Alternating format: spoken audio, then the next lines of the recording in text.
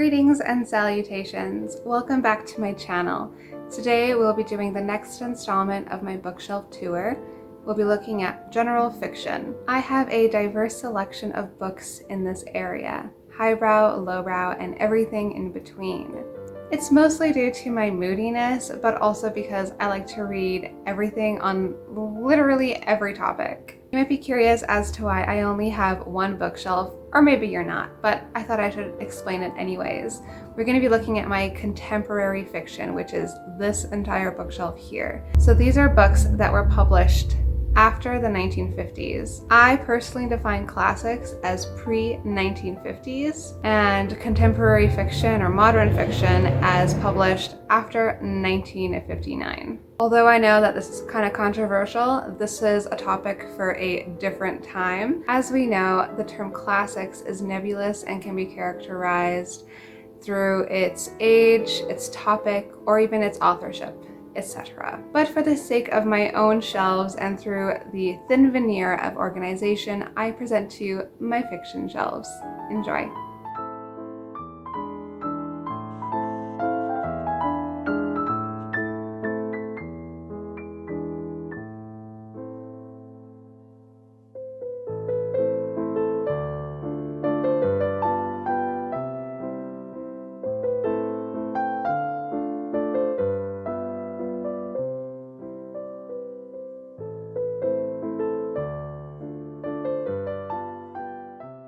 Let's start with a quick pan of the first shelf. As you can see, we have Big Daddy from BioShock.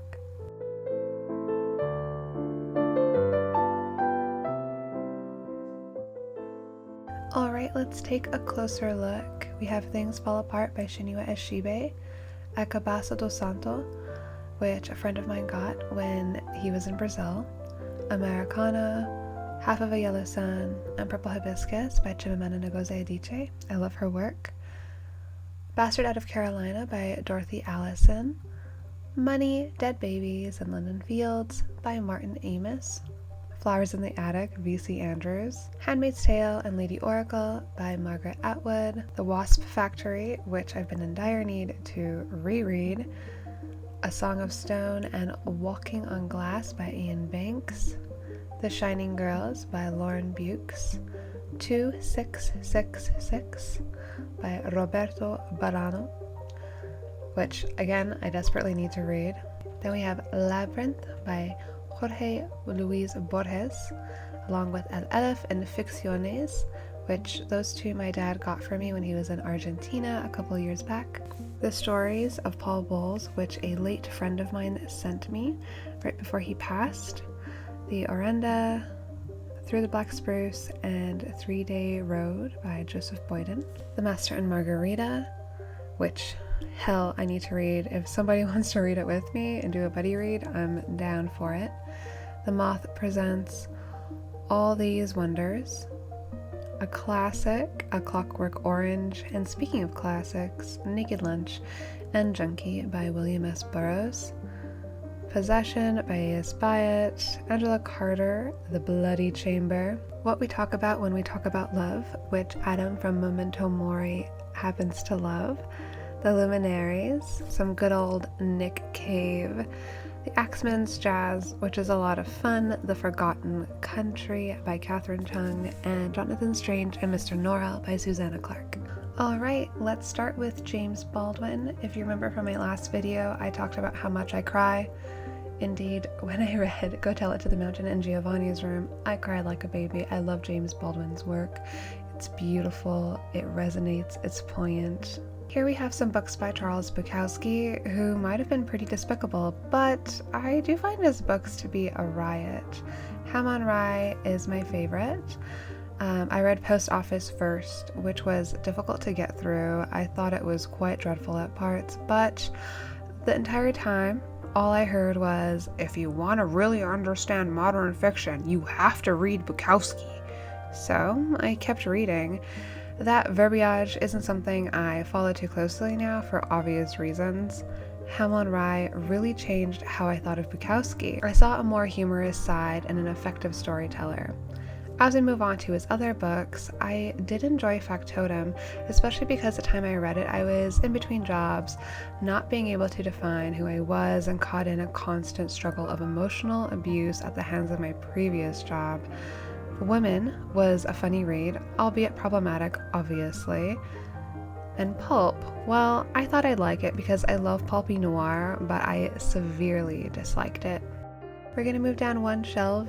You can probably see the lovely Halloween figurines as well as the 3D printed skeleton.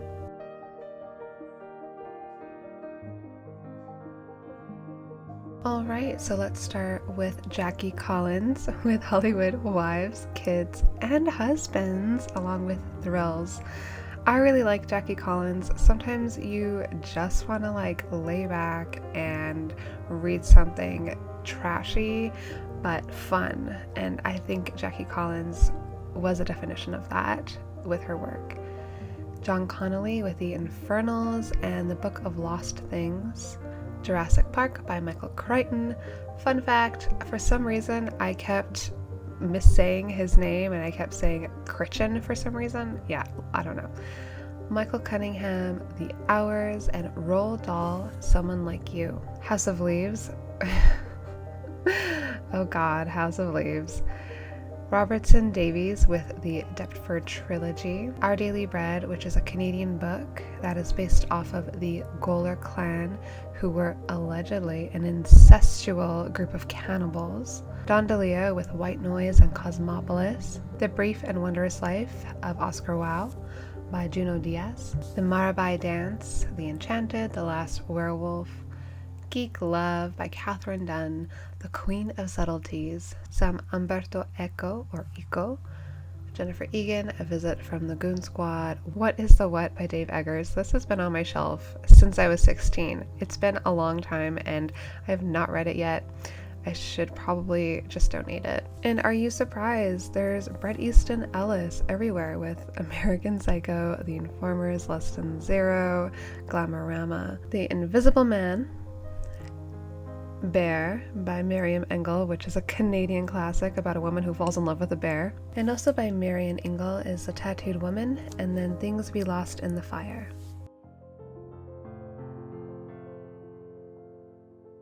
Let's have a closer look here. We have American Psycho by Bret Easton Ellis. This particular edition I got at Shakespeare & Company in Paris, and the bookmark I thought I'd show off. I got to meet Augie, who is the resident cat at Shakespeare & Company. She is a cute, elderly, very grumpy kitty, and she's adorable.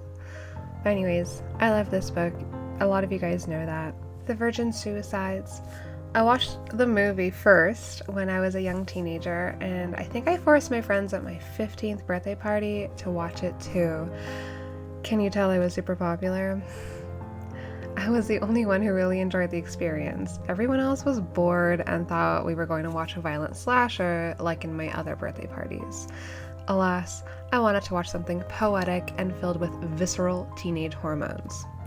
I bought the book shortly thereafter and read it annually up until my early 20s. It's still one of my favorite books. Dennis Cooper is starting to become one of my favorite contemporary authors. My first foray into his works was The Sluts, which my friend Michael bought me for my birthday one year. He really got it right. It was a visceral and unflinching look into the late 90s, early 2000s internet forums. What's real, what's fake, and if nothing is real, then everything is permitted.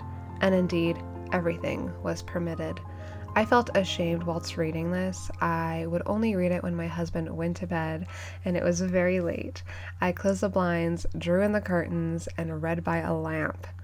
I couldn't believe how ashamed I was. I read much worse on actual internet forums, and this was fiction. I will forever remember my feelings associated with this book more than the story itself. That doesn't detract from how disturbing and well crafted this was. Most of all, I will never look at Nick Carter the same ever again, which sucks because I love the Backstreet Boys.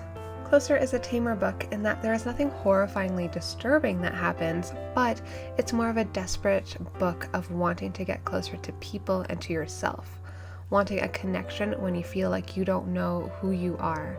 It's melancholic, but after you're done reading that, Frisk is where it picks back up and makes you nauseated like The Sluts. There is an absolutely nauseous part in this book that I will spare you any details. Try is something I keep picking back up, but I have not finished, which is very strange for someone like Dennis Cooper and the fact that I could read his books very quickly. Try, I think, is just written completely differently, and it's just not grabbing me the way that I thought it would, especially due to the subject matter. In Search of April Raintree by Beatrice Culleton, I originally read this for one of my classes. It's a powerful read that will shift your perspective on the treatment of Indigenous people. This book is the unabridged version, so if you see April Raintree and not In Search of, it's actually been heavily edited for younger audiences. So unless you have heavy triggers, I would recommend the unedited version. The Gargoyle by Andrew Davidson. A friend of mine said that he sold his soul to write one outstanding book, and I still think it's true. He still hasn't written any other books, which just adds fuel that he traded his soul. It is about a former porn star who, after a botched attempt at suicide, ends up suffering from 5th and 6th degree burns and is lamenting his failed execution. This, despite what I just said, is actually a love story and a tale of reflection. It's beautifully written, and if you like long descriptions of food, you'll probably enjoy it. Alright, another quick look here. We have this black cat. And if you're wondering where that's from, that's actually from the time that I had seen Chuck Palahniuk. I think it was back in 2014 or 13, I forgot exactly when, but he came to my city and he was throwing random crazy shit at the audience, and one of them was a cat. So thanks, Chuck Palahniuk, for the memories. Let's have a closer look again. We have a fictional account of Marie Antoinette's life. I love Marie Antoinette. In case you didn't know, I was so obsessed with Marie Antoinette that I actually made a Rococo dress in 2014 with pastel pink taffeta. I made a wig. I did a whole thing. I'm going to spare you any photos, but you can just imagine it in your head. We have some Jeffrey Eugenides books, The Crimson Petal and the White by Michael Faber, whom I desperately need to read, Ask the Dust, Elena Ferrante with My Brilliant Friend, some Helen Fielding books with Bridget Jones's Diary, another one sort of similar to Jackie Collins where you just want to read something light, and I think it's perfect. White Oleander by Janet Fitch, some Gillian Flynn with Gone Girl, Dark Places, Sharp Objects, a novel of Zelda Fitzgerald. Then we have The Beach by Alex Garland. If that name sounds familiar, he directed Ex Machina and Annihilation. Then we have The Tunnel, which is apparently a postmodern masterpiece that I couldn't get past 20 pages. Mary, Queen of Scotland and the Isles, The Memoirs of a Geisha, Strange Heart Beating by Ellie Goldstone, which, I didn't like very much. At Last, There's Nothing Left to Say by Matthew Good, whom I adore, and some Philippa Gregory. And would you look at that? More Marie Antoinette books. Crazy. It's like I'm obsessed with her. Then we have the Josephine B trilogy, Homegoing, Lost Girls and Love Hotels, and of course another book and movie I cried so much over, What's Eating Gilbert Grape. Alright, another quick pan of the next shelf down. We see some more remnants of Halloween. I don't pack up all of my Halloween stuff. I always like to have at least a couple of things around the house. Let's have a closer look. Catch-22 by Joesph Heller. What Was She Thinking? Zoe Heller, which I really did enjoy. This was quite similar to Tampa, or even similar to something like Lolita, with the power dynamics and of course pedophilia. The Book of Negroes, Practical Magic, The Queen's Confessions, some Nick Hornby books with High Fidelity and About a Boy, Khaled Hosseini with The Kite Runner, and Whatever by Michelle Houellebecq, Their Eyes Were Watching God by Zora Neale Hurston, and A Prayer for Owen Meany, which is so adorable and so charming. A Brief History of 7 Killings by Marlon James, Burial Rites by Hannah Kent, and of course You. I still haven't read the book. I watched the series, the first 2 seasons. Can't believe they're going to make a 3rd one. I know. Flowers for Algernon. You know I cried while reading this. Green Grass, Running Water, One Good Story, that one, and The Back of a Turtle by Thomas King. I actually met him a few years back and he signed The Back of the Turtle for me. We have some Coral of Nosgard with My Struggle, The Historian by Elizabeth Kostova, Specimen by Irina Golvayova, whom I also met a few years back, and she signed this for me. I couldn't get through most of the book, and it's not her fault. She did warn the audience when she said it was very science jargon heavy. Indeed, I guess I'm just stupid. Melancholy of Resistance, which I also desperately need to read. The Unbearable Lightness of Being. Again, I loved this book. I read it when I was very young. Saltfish Girl. On Such a Full Sea. The Drifting House, Phantom of the Opera, hell yeah, Doris Lessing with Memoirs of a Survivor, Taipei, a Dexter book, Darkly Dreaming Dexter, Clarice Lispector, The Passion According to G.H., and Gregory Maguire with Wicked and Son of a Witch. The Vegetarian by Han Kang is another stand-up book on my shelf. It was a uniquely written book and oftentimes disturbing and nauseating. The White Book was sent to me by Granta, thank you. It is a collection of essays about things, emotions, historical sites that remind the author of the color white and what it symbolizes to her.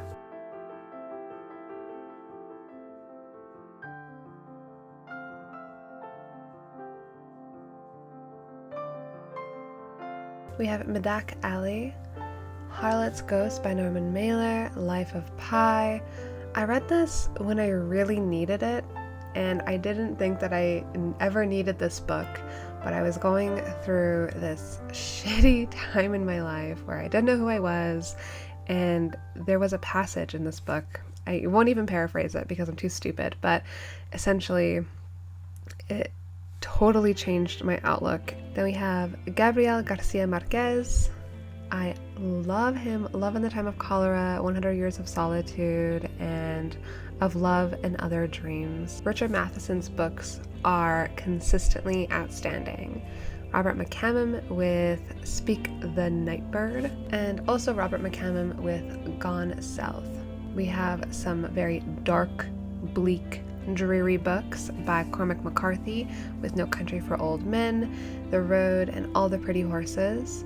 We have Asylum. Oh, one of my favorite books that I read a couple years back, which was Bright Lights, Big City. Love it. And also Brightness Falls. The Witches of New York by Amy McKay. Waiting to Exhale, a fantastic book. Henry Miller with Tropic of Capricorn and Tropic of Cancer. Bone Clocks, and a ton of Christopher Moore. My husband really likes Christopher Moore. So we have Bite Me, Bloodsucking Fiends, Fluke, Island of the Sequined Love Nun, Lamb, The Lust Lizard of Melancholy Cove, and Sacré Bleu, Hecate and Her Dogs, or Hecate, or Hecate, if you're nasty, Big Little Lies, The Bluest Eye, Song of Solomon, Love, Jazz, Paradise, Beloved, and Sula, all by Toni Morrison. What a fantastic author. I adore her as well. Homesick for a Different World, and Eileen by Otessa Mushfig. Wow, are you surprised? More Marie Antoinette books? Then we have Irene Nemirovsky, whom I really adored when I was a teenager. These books are really very lovely. They are historical contemporary books. Joyce Carol Oates, We Were the Mulvaneys, and The English Patient. The Lonely Hearts Hotel and Lullabies for Little Criminals. I forgot to actually bring this one out, so I'll quickly talk about it. There is a lot of stark imagery in there that I don't think I'll ever forget. It's been burned into my memory. Boy, Snow, Bird, Houseboy, A Tale for the Time Being, and a shit ton of Chuck Palahniuk. I do quite like him, as some of you guys might know, but not all of his books are outstanding. Snow and Bel Canto, Sylvia Plath with The Bell Jar, and True Grit. ooh boy, Gravity's Rainbow, which I think I got about halfway before I thought I was going to have an aneurysm. Be My Wolf, and 2 copies of the Satanic Verses. Russia by Edward Rutherford. Jose Saramago with Blindness and All the Names. Then we have Push by Sapphire, The 10th of December by George Saunders, and Hubert Selby Jr. with Last Exit to Brooklyn and Requiem for a Dream, The 13th Tale, and We Need to Talk About Kevin. Requiem for a Dream is a book that scared the shit out of me. It is an unflinching portrayal of a small group of friends who have big dreams but got caught up in the wrong things. It's tragic. I remember reading this and some guy tried to pick me up by saying, "Wow, cool book. Rick sounds romantic. Is it a love story?" I was totally caught off guard and could not stop laughing my ass off. That poor guy. Alright, so I didn't lie. I don't love everything that Chuck Palahniuk has written, but I do love Invisible Monsters and Fight Club. Fight Club, obviously, I watched the movie first before I even knew that it was a book. I picked up the book, fell in love, I read it annually up until a few years back, and Invisible Monsters was something that I adored. It was so different to what I had previously read by Chuck Palahniuk that I knew that this book was probably going to be my favorite book by him. Another favorite contemporary author is without a doubt Alyssa Netting. She blew away my expectations with her debut novel Tampa, about a pedophile, more specifically a hebephile, middle grade female teacher. Her other work is pretty notable as well, but I don't think that she'll reach the great heights she did with Tampa. As Red as Blood, Moist, On Beauty by Zadie Smith, Beijing Doll, Valley of the Dolls, and Once Is Not Enough. If you want to hear my thoughts on Valley of the Dolls, I did talk about it in my first bookshelf tour installment, as well as a review for the book. Perfume, The Joy Luck Club, Donna Tartt. I feel like I keep collecting Donna Tartt books and not reading them, and that is a bad habit. The House of Names, A Confederacy of Dunces, which is hilarious. In the Hand of Dante and Me and the Devil by Nick Tosches. I attempted to read Me and the Devil, and I think I got about halfway through and I just was not interested. A Complicated Kindness by Miriam Tavs. The Slap, John Updike with The Witches of Eastwick. I really liked the movie, so I am curious as to how close the movie is to the book. Next we have some Kurt Vonnegut. We have a collection of his work, as well as Breakfast of Champions, Slaughterhouse-Five, Look at the Birdie, Player Piano, and Jailbird. Next we have a small sampling of Alice Walker with The Temple of My Family, Possessing the Secret of Joy, and The Color Purple. David Foster Wallace with The Pale King and Infinite Jest. Next we have Sarah Waters with The Little Strangers, Tipping the Velvet, and The Fingersmith. And Irvine Welsh with Filth. Alright, I just wanted to show this off. I'm pretty certain that this is the first edition of Slaughterhouse-Five. I got really lucky and only got it for $5. It's a prized possession. I actually originally bought this as a gift for my husband, but now that we're married, I also own this too. I wanted to show you some more Irvine Welsh books. This is 2 versions of the book Ecstasy. So I don't know how many of you guys know this, but I absolutely love the covers from the early 2000s or the late 90s to early 2000s. I thought that the human subjects were just so much more interesting than some of the more like graphic art that we have now, which I do think is beautiful, but this just harkens to a totally different time and I really appreciate it. I adore the covers of these books. All right, and as you guys probably have seen, I have a problem with multiple copies. Here are 3, count them, 3. I bought this book thrice. Trainspotting by Irvine Welsh. I have the movie tie-in cover, which I typically don't like, but I love this one. And we have one of the more newer editions, the middle one, and then we have this one also from the early 2000s. I also have an obscene number of books on the floor, as one shelf for contemporary fiction is not enough. My Sister, the Serial Killer, Candy everybody wants. If on a winter's night, a traveler, the heart is a lonely hunter, and Julian Barnes, the sense of an ending. Hashish, the Cathedral of Mist, which unfortunately I didn't like that much. One Nun and 100,000, thank you to Ron for getting me this. Sweating Blood, You Can't Keep a Good Woman Down by Alice Walker, The Miseducation of the Negro. Oranges Are Not the Only Fruit, and Nocturnal Animals. So much more to go. Revolutionary Road, big crying for this one. Rabbits for Food, The Binding, another edition of Geek Love, The Shadow of the Wind, and Crime by Irvine Welsh.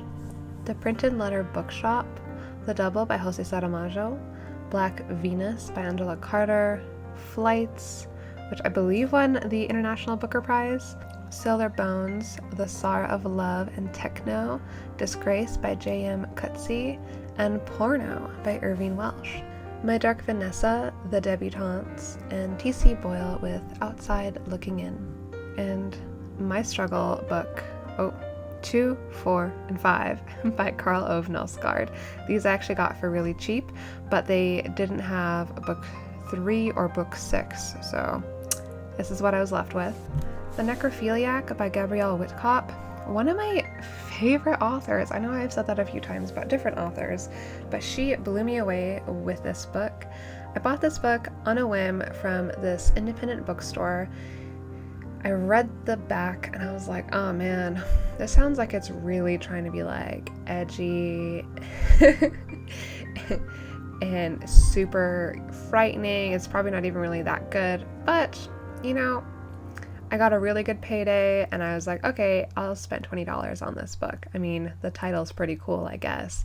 I read it in one sitting and it is so beautiful, so poetic, but probably one of the most nauseating and macabre books I have ever read.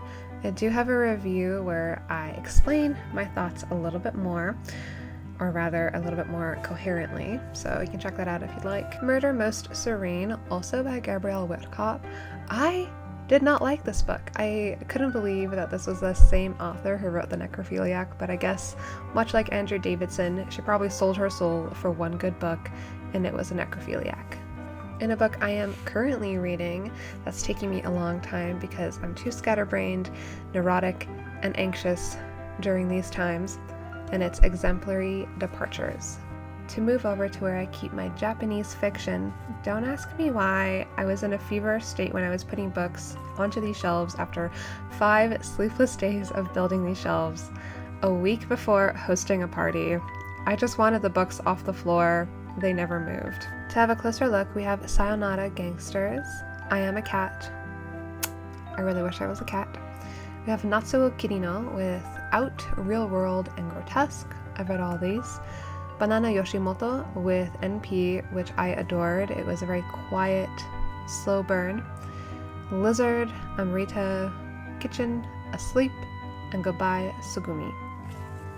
Next we have my husband's favorite author, or one of his favorite authors, Koji Suzuki, with Edge, Loop, and S. Next we have Kobo Abe with Woman in the Dunes and The Face of Another desperate read. The Strangers by Taichi Yamada, Kazuo Ishiguro with A Pale View of Hills, The Remains of the Day, and Never Let Me Go, A Life of an Amorous Man, Castle in the Mist, Yukio Mishima with Confessions of a Mask, The Temple of the Golden Pavilion, and Sailor Who Fell from Grace with the Sea, Kawabata with 1,000 Cranes, Naoko,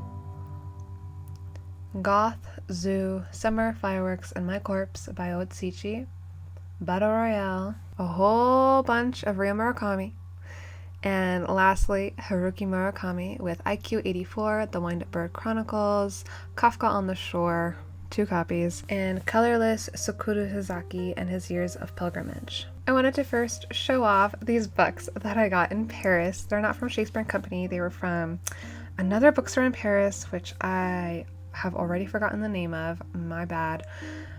These are all in French.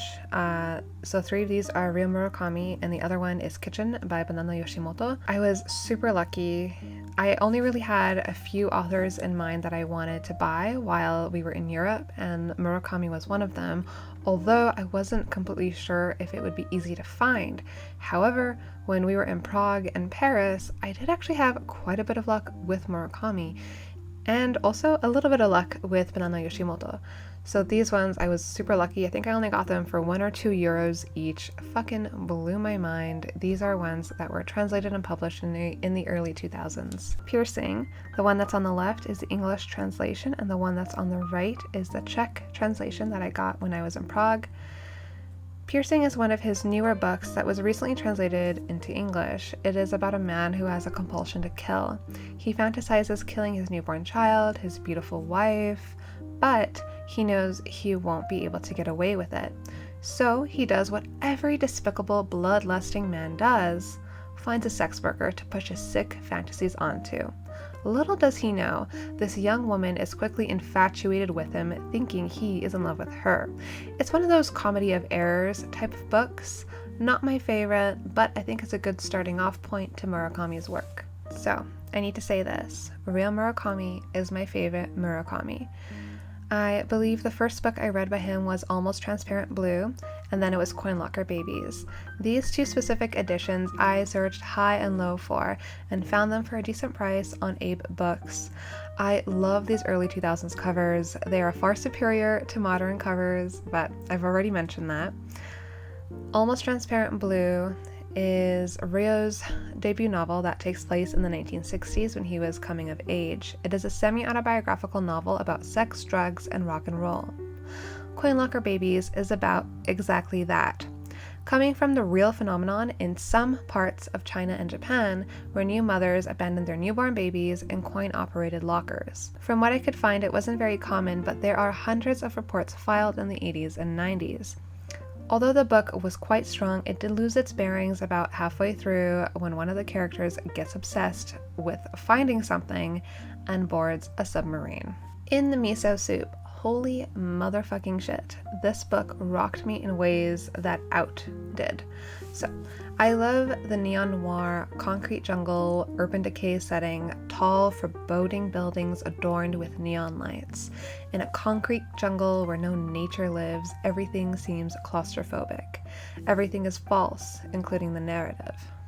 Or is it? The book follows a young tour guide trying to get by in Tokyo. His specialty is taking tourists to Tokyo's hotspots, including Shinjuku and Roppongi, which were or are spots for criminal behavior, lively nightlife, and the red light districts. He meets an American tourist who, by his own accounts, is disgusting, non-human looking, and vastly overweight. This American tourist is looking for a week of pure debauchery. Pure insanity ensues. Highly recommend this one. And Audition, this is a classic tale of horror. I think many of you are probably very familiar with the movie.